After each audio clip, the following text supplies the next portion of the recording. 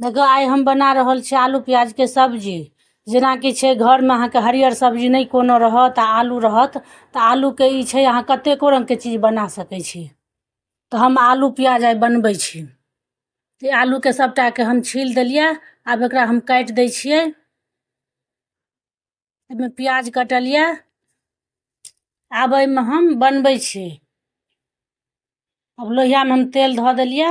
इमहर आलू के धो के राख लेलिए। लहसुन चूर के राख लेलिए। आब एमे दै छियै पचफोरन तेजपात।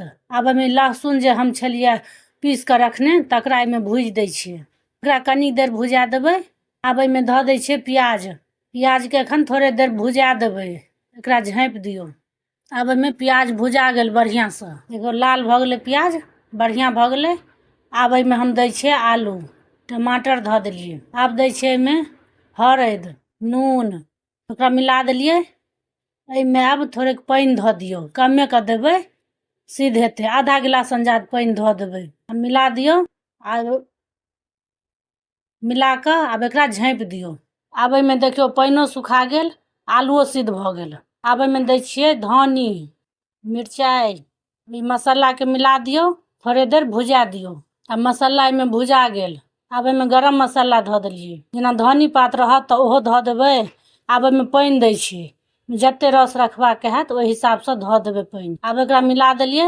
आब एकरा झाँप देबै। अब ई सब्जी खौला लागल। अब ई सब्जी बन के तैयार भ गेल। ई सब्जी अहाँ के बहुत निक लागत। ये अगबे आलू के बनल है प्याज लहसुन द के बहुत निक लागत। यूट्यूब पर देखै छी सब्सक्राइब क देबै। फेसबुक पर देखै छी फॉलो क देबै। धन्यवाद।